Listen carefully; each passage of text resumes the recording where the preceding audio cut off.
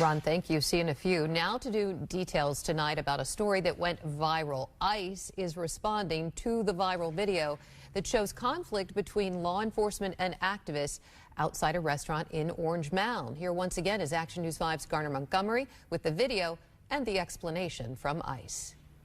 The Memphis Police Department was at the scene Sunday night along with dozens of Memphis Safe Task Force members outside this restaurant with a no ICE agent policy.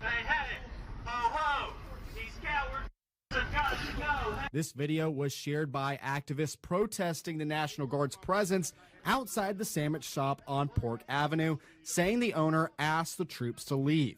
Tyler Foster with Memphis Interfaith Council of Action and Hope says the restaurant owner has been outspoken against the Memphis Safe Task Force and argues the owner had the right to ask them to leave. He did not feel comfortable with them directly in front of his business. Their presence was very clear to people passing by, potential customers, and so he just politely asked them to step away from his business. The fact that they brought in dozens of additional federal agents and MPD stood idly by and even facilitated the federal agents' presence on the premises just shows that this is not about safety. U.S. Immigration and Customs Enforcement responded Wednesday, posting on X that the National Guard troops were staging at the location and MPD was called as a protective measure as crowds gathered. The owner of the sandwich shop says their restaurant has received a mass of community support following the incident and had to pull menu items because of growing demand.